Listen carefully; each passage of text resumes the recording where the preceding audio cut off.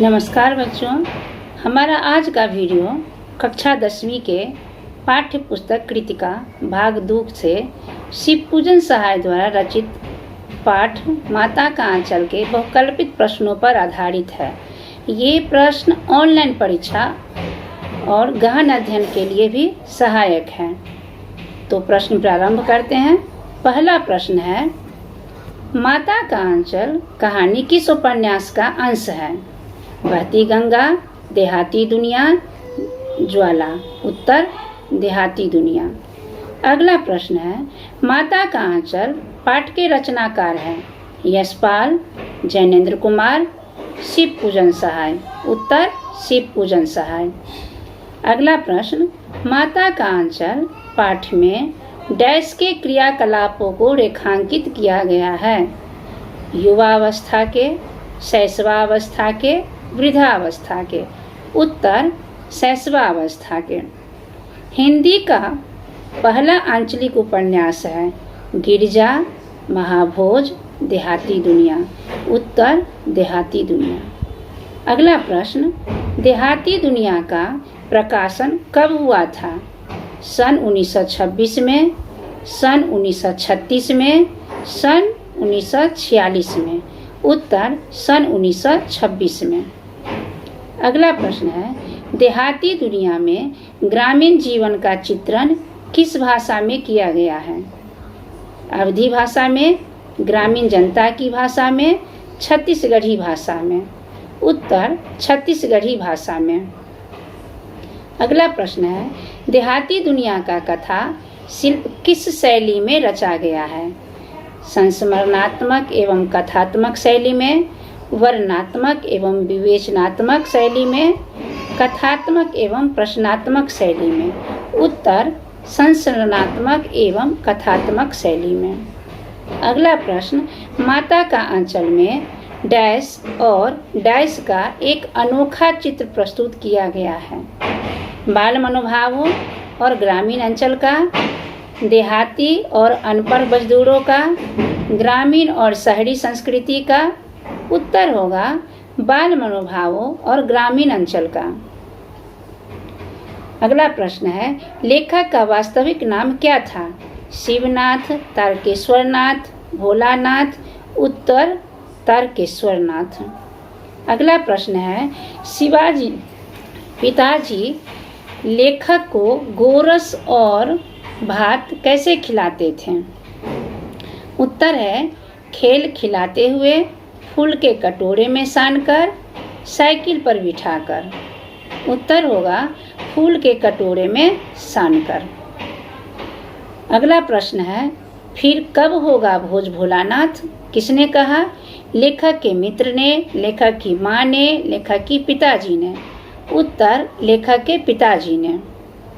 अगला प्रश्न है, पिता के प्रति अधिक लगाव होते हुए भी विपत्ति के समय भोलानाथ के आंचल में ही माँ के आंचल में ही प्रेम और शांति पाता है।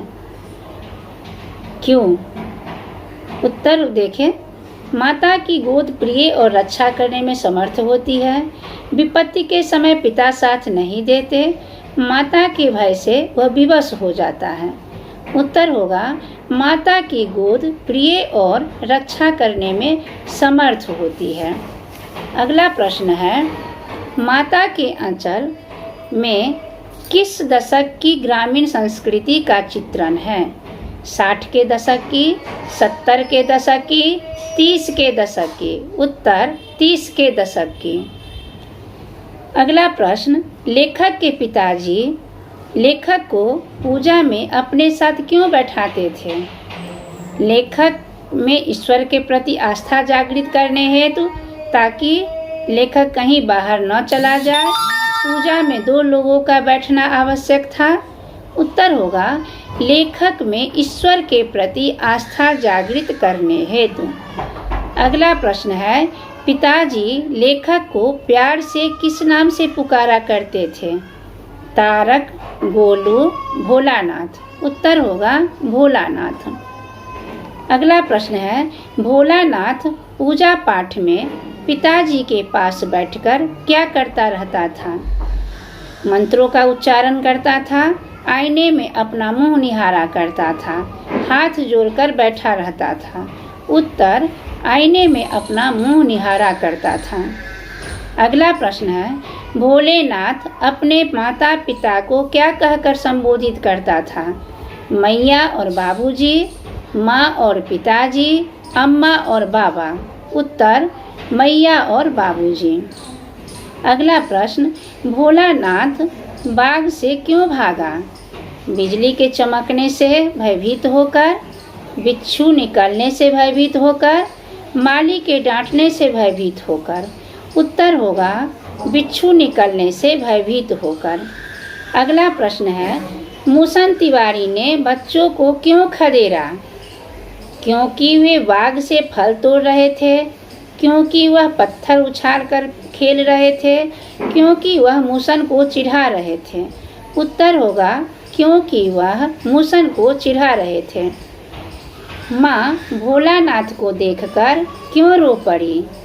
उसे भयभीत, कंपित और सिसकते देखकर, उसके माथे पर लगी चोट देखकर, उसे बहुत समय के बाद घर आया देखकर। उत्तर, उसे भयभीत, कंपित और सिसकते देखकर। गुरुजी ने भोलानाथ की खबर क्यों ली? पाठशाला न आने पर, मास्टर जी की नकल बनाने पर, मूसन तिवारी की शिकायत पर। उत्तर, मूसन तिवारी की शिकायत पर। अगला प्रश्न है, गुरुजी की फटकार से रोता हुआ बालक भोलानाथ एकाएक कैसे चुप हो गया? मास्टर जी के छड़ी दिखाने पर, साथियों को नाचता गाता देखकर, पिताजी के मिठाई खिलाने पर। उत्तर, साथियों को नाचता गाता देखकर। अगला प्रश्न है, किसने कहा लड़के और बंदर सचमुच पराई पीर नहीं समझते? बाबूजी और गांव वाले, माँ और पड़ोसी महिलाओं ने, मूसन तिवारी ने?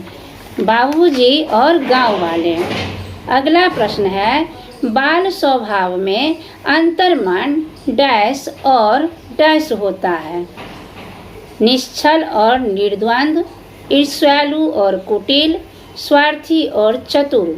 उत्तर होगा निश्चल और निर्द्वंद।